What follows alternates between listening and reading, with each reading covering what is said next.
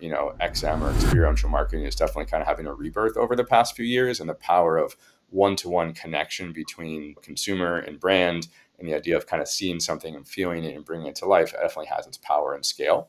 Yeah, I don't think there's a lot of people who understand that the parking lot can be the homepage for a Well, retailer. actually, Yeah, that's the first time I've heard someone call an in-store event actually more specifically like a parking lot event versus yeah. an inside the building event. Yeah, and the idea of like phygital is kind of a term that's being No, spoken. Digital, we're not oh going to my go God. there. We're not doing that. I didn't coin that. It's a term that's out Bridge there too already. far. But Yeah. You're listening to the Middleman podcast with me, Tom Lemongello, and my co-host Todd Zawicki. Our careers have put us in the middle between retail, media, and brands. But retail media is a closed loop, so we're here to open up the channel and let you listen in. Join our discussions with the people who make retail media happen. Welcome to the Middleman. Today's episode is going to be with Josh Ginsberg from Breaktime Media, and I thought the reason it would be great to have him on is because he is in this experiential marketing, shopper marketing arena that for a long time was not that cool. You made a little microsite, you maybe put a recipe out there, but it took a really long time for all of the tactics to sort of gel and work together. QR codes, getting it onto your phone, all that kind of stuff. But when I checked in with Josh and understood what he was doing, I really got a sense that the type of retail theater that we saw with Kroger is really finding its way into this experiential shopper marketing types of campaigns that Josh is running. So like he's going to be outside of a Walmart parking lot, or he's going to be at the shelf with a QR code. All these types of connections to the brand are finally starting to look good. I think what is fascinating here is I think Josh and Breaktime also are a good example of retail media in general, which is it's not new. Josh and Breaktime have had this for years, over a decade. And what you're hearing about are companies that have been slowly building the whole RMN space and doing it in interesting different ways. And now is kind of their time, right? It's the overnight success that took 10 years. Another example of that story. Yep. And so he's coming to this with a ton of experience, worked with a range of RMNs, and started in the world of shopper marketing. But as that has become kind of one of the tenets of retail media networks, he's a part of the future of RMNs as well. And I think the other thing that's fascinating to me is how you start bridging shopper marketing and RMNs, and how shopper marketing was under sales in a lot of retailers, and now with retail media emerging, it's shifting. It's bizarre to me to ever thought it was under sales. It's media. It's not, is it not under marketing? Is it under branding? Is it, it's a different world. On the brand side, it was under sales. Like, that's crazy to me, that it would be considered part of sales and not part of the brand teams and part of marketing. Like, they're spending these dollars. Well, yeah, these it's are like marketing dollars. Like, you came for that world, Tom. So I heard that story, yeah, hearing it from Josh. I'm like, what? How is like shopper marketing under sales? Well, it's because I'll tell you exactly why. Because coupons and other tactics that helped sellers figure out how to make their quarter work or make their month end work. How do you move more cases? It's these small, sort of in-store shopper tactics of changing where the product is, or putting a coupon on it, or creating another display, or putting a sticker on the floor. All those types of things were really sort of like a salesperson needs those tactics to make it work. So, yes, crazy, right? This is again, I think I love this, learning about this realities of what it's like to be on the brand side selling in. And I never would have, and it gets to, I think, some of where these brand dollars are they going to show up and where are they going to come from? And some of these tactical organizational realities of shopper marketing was not in the marketing org, it was in sales. And brand dollars are in the marketing org. And why are we seeing this lack of coordination? Because two different orgs, and maybe they're starting to come together. But I think this is fascinating to learn about this reality. Well, and I think the other part of the reality, what's fun about right now, is that you're seeing, Walmart launched electronic shelf labels, and they got some bad press about it because you might see or surge pricing or something silly like that. But then I went just yesterday to Amazon Fresh. They opened up in Philadelphia, in northern part of the city, and they weren't fully digital, but there were screens, there were some corrugate on the end caps, but they had their dash carts, they had promotions in the aisle, And what I saw from that was that in-store is happening. It's not just something that physical retailers are dabbling in. The big guys, Walmart and Amazon, are doing it. So the stuff that Josh is talking about is going to light up and it's going to become more digital. And I think that part of it is where I think Josh's discussion gets really interesting. Yeah, the connections between in-store experiences and digital and how do you tie all this together is, I think, something that is important because it is obvious in-store is unique to retailers. And you look at like our friends at Micro Center who, when they opened a new store in Silicon Valley, they had literally a mile-long line to get in. And as a brand marketer, getting attached to those sort of experiences, events, like that type of buzz and customer interest is something you want to be a part of, and almost every brand does. That enthusiasm, it just speaks to where the world is going, which is these are too interesting and too meaningful to a marketer to ignore. And so how do you start connecting these pieces? There's screens, there's digital experiences. I think is fascinating to sort of kind of watch. And I think sort of these step-by-step things, Kroger launching its really unique screens, and now break time, how do you tie digital and in-store or experiential experiences back to an RMN? And how do you start building the plumbing around all of that? How do you start organizationally coordinating all of this between agencies and sales teams and others? This is the tactical things that are going to be necessary to figure out to make this all work. And so it's fun to talk to these people who are doing it, who are in the field, who are actually making this happen, and learning from them as to what's actually happening, what are they doing, and how are they thinking about the business and where it's going. So it's a good perspective from Josh on what is happening today and where is it going. Yeah, so let's get into the discussion. Okay, welcome to the Middlemen. We have Josh Ginsberg from Breaktime Media here. We wanted to introduce you to the podcast and hear a little bit about your background. Tell us, what is Breaktime Media? Awesome. Well, nice to meet you all, and thanks for having me on today, Tom and Todd. At Break Time, we've been building in this commerce space for 15 plus years. So it's been a really fun journey, kind of where we started, where we are now. The shorter version of that, because we only have so long on this podcast, is we started actually building destination properties to reach college students. And the idea and the premise was there wasn't really one place where they could all go and interact in an engaging fashion, kind of see all the resources together. And what we played around with a lot early on were things like gamification dynamics of getting a consumer to learn and earn something. Back then it was get likes on Facebook, if you remember that. That was like a brand page's goal. Yeah. And email dynamics of like before Groupon even got started, but the idea of sending offers out and seeing the impact of those kind of consumers, getting something quickly with promotions and sweepstakes. And so that was really like the early on what we built.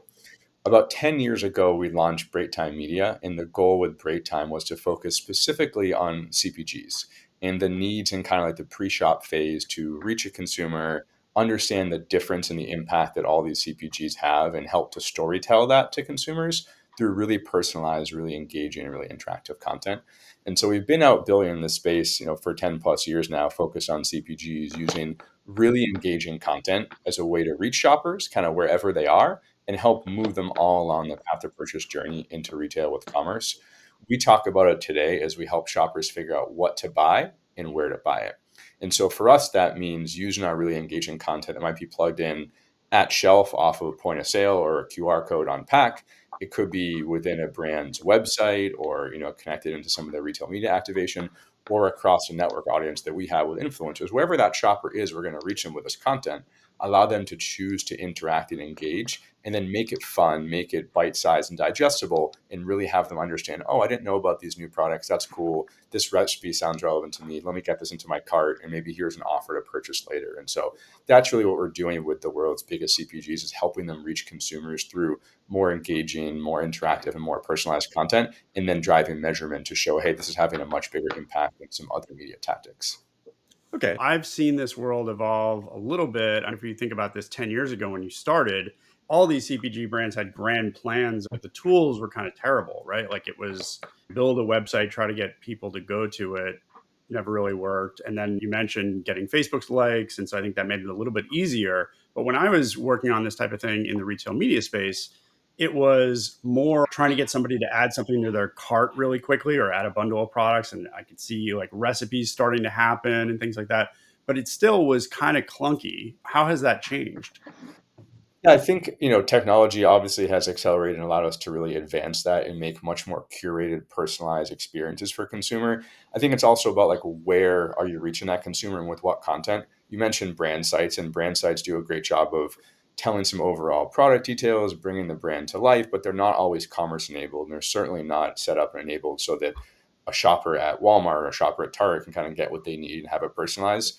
On the flip side, PDP pages, product detail pages on brand websites are great to get the specific details of that one UPC at that retailer. But if you're a little earlier in the journey and you're trying to understand what's right for me, what dog food do I need for my new pup that I got, or I have two young kids at home as I'm going through different stages of parenting, like what food should we try and how do we get through potty training? That information isn't always there. And so we're kind of thinking of what we do is almost like the third place today that sits in between a brand page that might be on their brand or a PDP or even like the brand experience pages that retail or media networks are selling as a place that can kind of help bridge the gap in storytell and curate solutions to consumers. And because technology has advanced so much and we can now tap into AI within the content development, we can curate and build it to be really rich, really interactive, and then make commerce seamlessly a part of it. The technology advancements, to your question, over the past 10 years have really allowed us to kind of stay ahead of that and provide a better destination for consumers to visit. This was usually very agency driven. It was always kind of like the agency had a big idea. You mentioned this is moving up from the PDP page and being a little higher funnel and discovery oriented. Um, is it still those agencies that are always driving this? Are brands doing it directly with you, or how does that work? Yeah, it's definitely a mix. I would say 50-50 in terms of working with brands directly and then having the agencies involved. I mean, the many large scale CPGs have obviously very deep integrated relationships with their agencies. So the holy grail typically is like a three-pronged approach where working directly with the brand and their agency partners and bringing something to life. We just launched a really large program tied to a very big soccer initiative coming up next year. And we're working with the brand teams at this brand. We're working with their shopper teams kind of across all their channels as well as the agency in an integrated way. And so that tends to be the best solution is a holy grail. But brands do reach out to us and say, hey, we're looking to drive more product of one particular product at this retailer. What can you do? And so speed and kind of nimbleness is a big part of what we offer them. We can get live with a program from ideation to launch in under 2 weeks, sometimes under a week. And so the speed of market really is important to them as well. How important is it working with a broader team? I think one of the questions that we're wrestling with as retail media in general is if it's just the shopper marketing, we're not going to grow this business. And it's how do we get brand teams involved and how do we move beyond shopper marketing at brands and so forth and realize that retail media is a broader spectrum. And are you seeing what you sound like and how I imagine break time is it would appeal more to the brand side of the equation than traditional shopper marketing. Obviously, shopper marketing very promotional oriented, very coupon oriented, and you look at what you guys are doing in terms of the types of promotions, content, what have you. That obviously seems very brand. And are you starting to see that piercing of the veil between shopper and brand side as you work with these CPG companies and others? Or is it more that the shopper marketing people are becoming more and more like brand people the other way? Yeah, great question. And I think it's a little bit of both, to be honest. I mean, we are seeing, like, I think all tactics are merging a little bit towards commerce and moving people through the funnel. You're seeing brand teams shift their dollars towards RMN spend. You're seeing RMN teams trying to swim upstream Yep. to get those brand dollars. But at That the that end is of the the day, $64 billion question, right? Because there are yeah, large budgets on that other side, and so it's as we look to grow RMN spend, that's been to your exactly your point. totally. So I mean, we're working directly with RMNs. We have a new partnership we rolled out this spring with Walmart Connect that we've been kind of dialing up that we can get into in a little bit. But like in conversations with their team and some of the programs, we've been able to bring brands into the mix and talk a little more holistically. We're also seeing brands for the first time are starting to fund programs dedicated to their core customers. Obviously, Walmart's going to make up 40% of their volume in the US in most cases. So it makes Right. sense that they would want to put extra dollars towards that. But beyond the dollars that they pre-allocate, it's all one bucket of money, right? The brands build their P&Ls, they assign out, dollars to each key retailer, shopper team, and they kind of spend those. But the brands are now bringing incremental dollars into the fold, and they're saying, hey, if I want to activate this brand program, but think about it through the lens of Walmart, kind of how and where can I do that? And so that's definitely happening from the brand side, and they're working closer and closer with the shopper teams as we're seeing. But the RMNs, by all means, they're providing value too, and they're saying, hey, if again, use Walmart as an example. If we're 40% of your volume, your national spend's happening, why not be more strategic and have it be commerce oriented and kind of have that measurement, use our closed loop solutions, understand what's going on. And so I think we're kind of like in the parallel right now of that battle happening between who's owning what and what's happening, but we're definitely seeing a huge emerging happening. And I think it is coming together in a more integrated way. Are you seeing that it's the like leadership at the brands pushing it? Is it a CMO office push, or is it? Do you think it's happening more organically? And sort of the question I think comes to the more base reality, right? Is people in the space, especially in the RMN side, are like, how do I get that? I'm dealing with shopper. How do I get brand side? How do I get that exposure? Who do I talk to? Who do I push up to? Does it have to come top down? Are you seeing this organically across the different teams? What do you think is the best recipe to get a broader exposure within the brands themselves? Yeah, I think you're seeing a lot of at these CPGs, like where does shopper even live is a Right. question. Traditionally, It's it's either this sales or it's question of right. marketing. I think how do you sell and get these budgets is really, again, to say it again, the $64 billion question.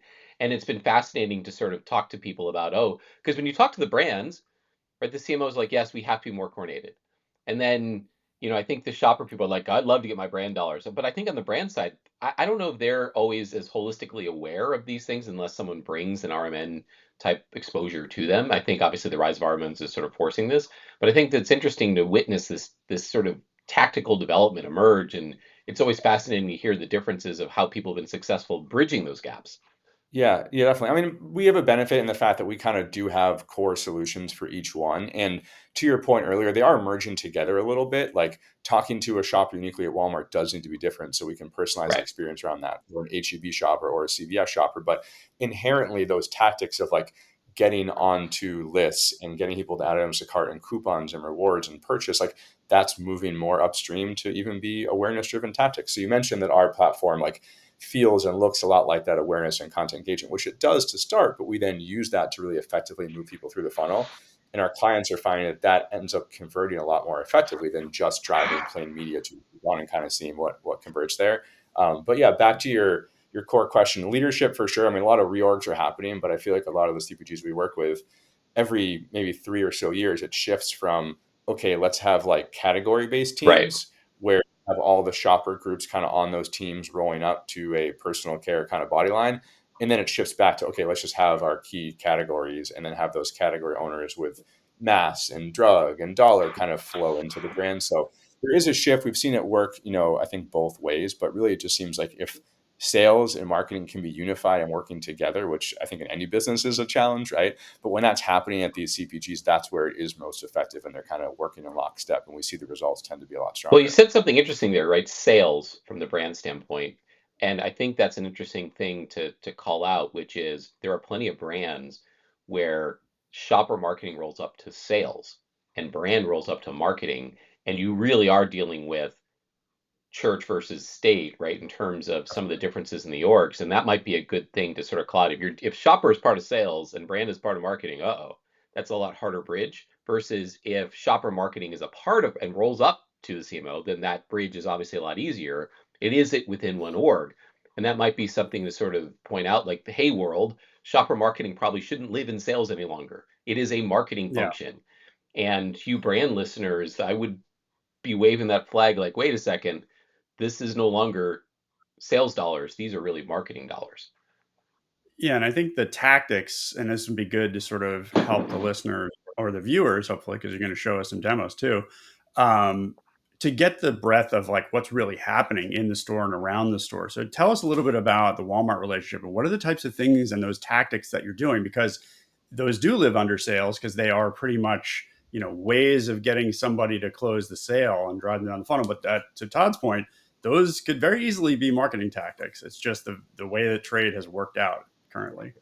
Yeah, absolutely. It's a blend, both at Walmart as well as kind of with those brands and those retailers and brands trying to figure out who kind of owns what. So yeah, the partnership kind of kicked off with an offering that is all around connecting our digital experiences to Walmart activations in a few different ways. The first way that we launched with is tied to in-store and kind of parking lot events, which are emerging, happening more and more. XM or experiential marketing is definitely kind of having a rebirth over the past few years, and the power of one-to-one connection between, consumer and brand, and the idea of kind of seeing something and feeling it and bringing it to life definitely has its power and scale. Yeah, I don't think there's a lot of people who understand that the parking lot can be the homepage for a Well, retailer, but actually, yeah, that's the first yeah. time I've heard someone call an in-store event actually more specifically like a parking lot event versus Yeah. an inside the building event. See? And so that's an interesting sort of okay, oh, point of view. Yeah, yeah, and the idea of like phygital is kind of a term that's being spoken. No, no, Digital, we're not oh gonna my go there. God. We're not doing that. I didn't coin that. It's a term that's out Bridge there too already, far. but Yeah. that's something in retailtainment, entertainment. But Digital. here's an example of a program that we ran that was an activation that Tyson was running. And so this is when I say parking lot, you can see it's not actually in the store as a typical demo or Right. enhanced demo, but it's actually outside in the parking lot, and they can do a much bigger footprint, much more kind of expansion going on. And so this program was all about kind of like the spring time frame and the idea of like dusting off your grill. It was called Barbecue Boot Camp because it was like reimagining what it's like to grill and kind of re-remembering that as you go through it.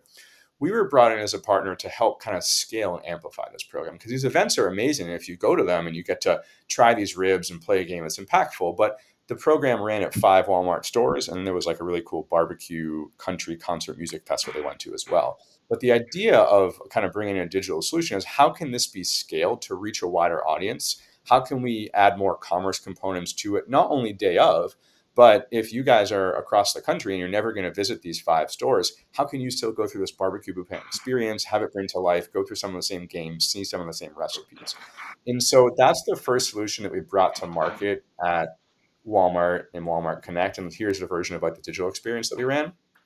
And we were able to say, hey, this really cool experience, let's get people thinking about grilling in their own environments. And so break time, really personalized, really engaging content. I'm going to answer a series of questions. We're capturing lots of Yeah. For the listeners here, you're going through a bunch of quiz questions as to how you like to do your barbecue. Um, and so, yeah, this is this kind of data collection that's very light, but gets you where you need to Yeah, go. it's a now yes. this looking at this is looks like a classic microsite as well. And so is this something and it looks like something you guys are created and are hosting versus running on either Tyson's site or Walmart site? Yeah, so good question. For the event itself, someone scans a QR code, they're going to right to the experience, so really seamless and easy. We do have plans and part of our RMN solutions living directly on site, and so that's Got something it. that It can every do retailer either. has Cool. their new ones there. Yep. We can jump into this in a minute, but like we oftentimes live on brand sites. Here's a program we have live right now with Olipop. That's more of a national program we can get into, but this one right on their website, they are pushing and promoting. It can live in that environment. So at break time, we build this digital content, which can come to form in many different ways. But the idea is kind of curating it wherever a consumer might be. So the browser allows us to be right on their device wherever they are. They don't have to download a kind of a specific app. If they're at shelf and they scan a QR code about an offer, they can kind of see it right there. If they're home on their computer, they can interact anywhere. So the content can actually go anywhere. But yes, much like you might see with a microsite, but more interaction, a little bit deeper, more personalization going on. As we learn about you, we can kind of adapt the journey, give you some unique rewards, give you some unique add to cart. And then in this case, there's some gamification, which is kind of saying, hey, what are the steps to cook some of these items? How long do I have to? So for those at home, we're showing kind of like a memory match style game where we're taking Tyson cooking tips and bring them to life with how I activate it. And so this is just one example of how we're leveraging it. The results have come back using third-party measurement, and by scaling this out to the whole Walmart footprint, by reaching a much wider audience, it had really positive lift in like the millions of dollars. We obviously can't share the specifics just yet, but it was a really positive Well, it program that was kind of one of might be more the ones we helpful ran. is looking at this Tyson campaign and the content that was created and the whole sort of end-to-end experience. What's sort of the budget for something like that, broadly speaking? Not necessarily, is it in the tens of thousands, hundreds of thousands? Like if you're putting a program like this together, what budget wise are we thinking about it? Because a lot of shopper marketing campaigns tended to be both smaller, right, in their piecemeal execution in the tens of thousands, even if they're part of a larger program that is millions of dollars per year. And whereas obviously you looking at a content-based brand campaign, this would typically be hundreds of thousands of dollars. And so what's sort of if you're out there looking at this and I'm a retailer and if I want to pitch this to my clients, I should be thinking, oh, it's not 50, it's 250, or it's a half million, or is it 10,000, just to give some perspective on how do we need to think about framing this if we're sort of ideating this and this would be something cool to introduce to my org or my brand. Yeah, totally. What's nice is we're technology powered content, so there's lots of efficiencies. This is kind of like a full bells and whistles, lots of Sure. integration. So our Okay. average program might cost a brand $150,000 on average, but we do work, for example, like Olipop is a smaller brand. We do work in like emerging CPGs where a brand can get in with what's called a fast break, which is like quick hitting content, a little more focused, all the way down for like $50,000 or lower. As we're kind of bringing our retail media network solution out to more and more RMNs, we're kind of building, offerings and packaging that works best for them. So the event solution is one thing. Promotions is another thing that we do. So buy, get offers, sweepstakes, chances to win, rewards, direct spend offers at retail. That's something that we offer to RMNs, and we have just rolled out as a partner at Walmart, which is awesome. And then living on site and in platform and in app is kind of another solution as a different destination. So a destination like you're seeing, the content that's more interactive, more engaging. A lot of RMNs either use PDP pages or they have these things I'm sure you've seen called brand pages, which typically are a few images, maybe a Yep. video, but they don't always have the capability to really engage the shopper in a more interactive way, go deeper, storytell, bring recipes to life. Oftentimes, e-commerce isn't even integrated into those in the way that we can kind of do that with simplification. And so the goal is to give that to the retailers as a more premium on-platform destination. A lot of them are trying to drive the revenue up, but they don't have any more on-site inventory. So they're partnering with more and more kind of off-platform partners to provide more inventory. But I think what the excitement here is you can take this really engaging content, you can put it right on their platform, and that way it's an on-site part of their platform that's a little more premium. Yeah, I mean, for me, what I'm seeing from this is less about the offsite capability. It's more about a new sort of omni-channel owned and operated capability where, yes, this is a brand's content, but it allows the retailer to have the in-store, even outside of the store, sort of theater that we were talking about with Kroger in the episode that we talked about where they brought digital signage into the stores. This allows these sort of either sampling tactics or activation tactics to live in the store. But then to your point about scaling it on a website, it can live on site. It can be, distributed on social and things like that. So for me, that's really interesting. And I think you're going to show us some more in terms of how that can be personalized, right? Yeah, we're trying to continue to personalize as deep as we possibly can. We do a lot with like what's the right solution for each household, what are some recipes. This is an integration with Olipop. I mentioned that campaign, and for those who were watching, at least kind of saw some of that. But if you're listening, I showed an example of it living right on Olipop.com. In this case, they're trying to say, hey, how can I stretch the use case? Maybe I've tried one Olipop flavor and I've just had it as a nice, pop and a good example. But what could we do more to kind of expand the usage occasions? And so in this case, we have a recipe creator that we're using generative AI to deeply curate the recipes based on the household. So I might pick these few flavors that are most relevant to me. We're asking what type of mood I'm in. Let's say rich and creamy and tart and tangy sounds good for kind of an after lunch snack. What's the occasion? And then how much time do you want to spend? And so what we're doing on our side is obviously taking these user inputs, but then on the back end of our CMS, we're kind of building out some prompt engineering and curating over time to say, hey, what do we need to do to talk to these various AI models to make sure we get the right kind of content back? I hit submit as a consumer. We're using all those inputs in real time. In this case, we're using the OpenAI API to curate some experiences that are most relevant to me as a consumer and some recipes. And so in this case, here's a classic root beer float, which has a variety of ingredients I can use and kind of add in. I can hit shop now, and that's instantly going to add the hero UPCs right to my cart. So trying to create commerce orientation within generative AI usage, which is obviously a little bit more progressive as we move through that funnel as opposed to just I creating. mean, to me, it's not the shop now that's exciting. It's the copy to click order share because this is selling the event to my wife or, selling the Saturday plans to friends. Like, Totally, yeah. By all means, taking this content, being able to use it and copy to clipboard at times, like text later or obviously screenshot it, but doing a lot to like get it into consumers' hands so they can leverage that and kind of use it later. We have a reward offering where like you can add it to your wallet or you can text it to yourself later. So you kind of have it on hand. And the goal is to get you that content at the right time and figure out those usage occasions. Who's coming over? When are they coming over?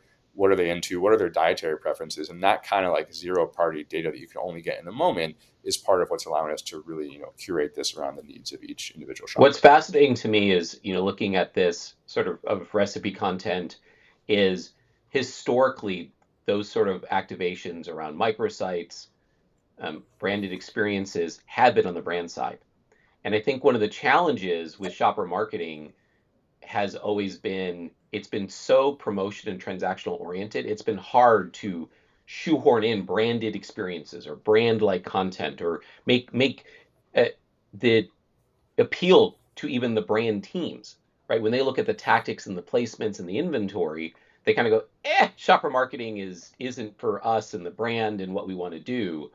And so I think what's interesting here is how you're effectively trying to say, hey, we're building these branded experiences that traditionally lived in the brand world now can be tied to shopper to act as that bridge between the brand and the shopper marketing budgets, as so that you're offering and even bringing to retail media. Like I think that's one of the questions that's come up, because retail media starts with in terms of how it really took off online was through sponsored search, and branded experiences are hard in sponsored search. And so to me, when as working with Tom and having a chance to talk about shopper marketing and retail media, and my point of view has been, yeah, that's great, Tom, but it's not a branded experience. This isn't brand media. This isn't like, if we want to see the world jump over, we have to start walking and talking like the duck that is brand. And this experience is like the microsite content experience comes out of the brand world. It has not been a shopper marketing tactic. And you're sort of saying, oh, I'm actually now trying to make it a shopper marketing or include some shopper marketing tactics, like the shop now Right. button, within what has traditionally been a brand media experience. Yeah, absolutely. And I would argue that that shopper and that mindset is the one that most actually needs some of that brand content to understand what and where. I mean, going back to Olipop, the prebiotic soda category right now is just like bouncing. All sorts of brands are emerging everywhere. Everyone's offering their new offerings. PepsiCo acquired Poppy, but then a few months later roll out their O solution. Obviously, they've been kind of building that. But what is right for me as a shopper and consumer? I oftentimes explain, like, people are like, "What is shopper marketing?" Well, like, you're a consumer going through your day, and like I always explain it as, hey, I run out of deodorant or ketchup, in my house. My girls love ketchup. I have two young girls. Like, in that moment, I become a shopper. I put my hand on, like, what am I going to get? What product? Where? What do I need? And like, I'm in that mindset of trying to figure something out. And so, from our perspective, having content that can reach a shopper at the right moment and the right time and help to tell that story of brand, of what's different about Olipop versus Poppy versus every other brand out there. How is it unique and different? Let me give you some new inspiration and ideas. That moment is really, really important. And you're right. I think it hasn't been always happening within the shopper space. That being said, you guys have been in retail media for a long time. We used to work with Triad when Triad owned Walmart.com and Right. Samsco.com and Yep. CVS.com. And our content back then was actually leaving on their pages, and they saw it, and so did the brands. It's like, hey, we need somewhere else to drive to. But obviously, that was early on, and RMNs hadn't become mainstream. And for starters, they were just, hey, reach and the right audience. But I think the time is right now. The RMNs we're talking to are looking for ways to storytell further to move consumers through the funnel, and their brands who are being asked to spend more and more with them, the suppliers at the RMNs, they want it because they want to make sure if they're spending this high level investment, they can bring their brand to life in unique ways.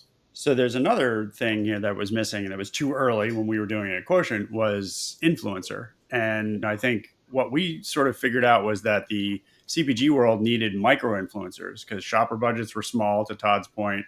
You couldn't get Taylor Swift, you couldn't get the brand style influencers. But there was a value to having people who were like you, pushing certain product ideas or how to use Ziploc bags in different ways and things like that. How has that evolved? Because it seems like your platform has some capabilities there. Yeah, we're doing a lot as obviously, like, more and more brands talk about influencer and doubling down and tripling down on their budgets and the authentic nature of reaching a consumer in that space. I think what we're trying to do is like curate that in the right way and understand what influencer, is right for me. And if I don't know some of these influencers, maybe I do, maybe I am on TikTok all Well, the I mean, like this was like Prime Day was infuriating to me this year because they showed me a bunch of influencers with no context, and it was kind of like, yeah, like this person's playlist, and this is not Snoop Dogg, like this is not people that I know. So like without any context, it's totally wasted inventory to me. Yeah, the curation I think is certainly important. That's the angle we try to take, and we do partner a lot with all the influencer vendors out there and with our brands and pull it together. Obviously, all the RMNs are doing it. This is a program we ran with Dove around Mother's Day, and the idea was kind of like giving back to mom, giving her some new tips along the way, some new routine, and giving her some time for herself. We use some of our personalized content again for those who aren't kind of seeing on the screen to understand a little bit about that individual. And then based upon that, we served up, here is a curated bundle that in this case, Erica 14 Perez, the influencer kind of creative for you with, hey, you can shop this right now. This is a Walmart specific program. It's unique to you. But then what we try to do is go a bit further and say, hey, here's Erica again. Here's some information about the bundle. Here's what she's doing and some hair care tips along the way. And this product line is kind of unique to her individually. So we're going to dynamically change the whole experience based around that influencer. If we quickly go back and go through a few of those questions up at the top here and answer them in a different way, you'll see that we're going to get different influencer content, different bundles established. And so the experience is going to adapt, and the influencer is going to be kind of like the core of it. In this case, it's Denise and Ebony, and here's their kind of curated bundle and pick. And then the content down below is going to be unique to them and why they love these products. And so we're, again, trying to leverage, hey, okay, you're investing in all these influencers. What can we do to personalize it to the shopper and make sure that we're kind of pairing the right shopper with the right influencer if they don't happen to see them on the dedicated social channels? So where does all this go for you? Is it you're waiting for the time when you don't need the pre-populated radio buttons, you just have a search box, or is it more like you're moving into more media products and trying to get this to be cheaper and more programmatic, or like where's it all going? Yeah, we're continuing to evolve. Kind of our new solution that we launched earlier this year is a dedicated standalone solution for brands. It's called Content and Loyalty Hub. And basically, it takes like everything we've been building in destinations with content and audiences for all of our history with the new emerging need to have more dedicated loyalty and reward offerings, A, from a data acquisition standpoint and kind of getting outside the RMN walled gardens, and then B, kind of like building up their own infrastructure and CDPs and ways to connect with consumers. And so that's one place that we're really moving towards. We launched it with a few brands very successfully to start the year. We just launched a really big kind of program tied to, again, that major soccer event coming up. But we're giving brands a dedicated. I'm in Philly, so I can't wait to see it. So Yeah, there's lots of excitement around that event coming here to the U.S. next year, and across is North this like the Super Bowl? You're not allowed to say it? Okay. Well, Yeah, it's there are. you can say it. It's the World Cup. It's coming. It's coming to the I U.S. think Like Todd, you're allowed to you're say it. being silly in I get the you've been going to way too many brand trainings and brand right trainings and what have you. But in this, you can say yes. You're working on activations around the World Cup. In terms of I understand the sponsorship rules that show up there, but from those listening, I can make fun of the uh, what you can say, what you can't say online or in media, but certainly it Yeah. is interesting. I mean, I think one of the things as watching the Dove example that you were showing, and that was a Dove site. And so one of the questions that emerges around RMNs are they going to drive traffic or allow you to drive traffic off site? Or in that case, are you then going to bring in that Dove experience within, let's say it's Walmart? Does a version of that live within the Walmart world? And isn't necessarily a click out, because I think that's a real practical sort of, as you're thinking about these programs, will RMNs allow click outs? Is that okay? Are you really trying to build this within the online store experience so you're not clicking out? What's the practical reality of that situation as you're building these sort of content experiences? Are you finding pushback from RMNs because it's a click out? What do you what how do you navigate that? Yeah, each one is unique. Great question. I mean, the best case solution is living right within their ecosystem. And technically, it's very possible for our content to be embedded there. Each one of them kind of has their own process. But as we've launched our RMN solution, that's kind of like the start of it Right. is, hey, it can live within your apps, it can live within your sites, but there's just like a process to get there and roll it out. For now, typically what we see with most RMNs is they're willing to drive out as long as it's, within their brand, meets their guidelines, data capture is within their governance, but then also it's driving consumers back in. So because everything we do has commerce enabled components where you're then adding items right to your cart at Target, you're getting your cartwheel offers, you're seeing kind of what's relevant to you, you're adding your CVS Extra Care coupons to your program, they're generally okay with that as a way to kind of drive something out too. Also, these RMNs are investing so much in off platform, as we've talked about, and so much of the inventory is off platform. The off platform is totally fine to go to a destination. It's really when it's on platform Got that it. like there has to be rationale to be able to go off platform. But we are working with Walmart as well as others to be able to have our content live within their ecosystem as a alternative destination that's more engaging, more interactive, more all the things that we showed One today. thing you just mentioned that I think is worth calling out, or at least asking a question, that, hey, Todd, if there's a shopper kind of loop back, right, to the merchant's, to the store site, then it's okay. So are you dynamically, if you're getting a click, let's say from CVS, Are you dynamically tracking that and then enabling the sort of the cart placement back so that, oh, yes, they hit the shop, now it's going to add to a CVS cart. If they hit from Target, it'll add to a Target cart. And so that's kind of a cool feature then, if and how you manage that, which is, oh, we're dynamically recognizing the inbound click and are able to place and associate the cart as appropriate. Yeah, absolutely. We are doing that. I mean, the retailer specific programs, like just for Target or for Walmart, we're having those products kind of ready to go. But in real time, as they click, we're making sure the product is available and we're getting it into their cart, in real time. On a national level, there's a couple of different ways we can approach it. And usually there's like, okay, we'll pick an Instacart to cover a lot of grocery because that's, a little more dynamic. We'll have Amazon, Walmart, and we'll pick like the right combination of those things. But the idea is to get the right solution to the right shopper. We also, through an audience that we have built, consumers tell us and we learn kind of what retailers they are interested in. And so based upon that, we can help curate the right content to them. If we know that you're a Target shopper and that I'm a CVS shopper, we can make sure that you're seeing content that's relevant to that retailer. What's also interesting is the future of RMNs, and you're starting to build more relationships with them. What's your perspective on where RMNs are heading? Where are you seeing, obviously you're not the first to push in this direction. We recently talked with Kroger and Roku, and they're building a program that has elements of what you're doing. It's different. And so we're seeing, I think, more brand-like experiences emerge in RMNs. And so what's your prediction is how you see the landscape evolving as you're moving out of shopper into brand, and what does the RMN landscape look like in 3 to 5 years?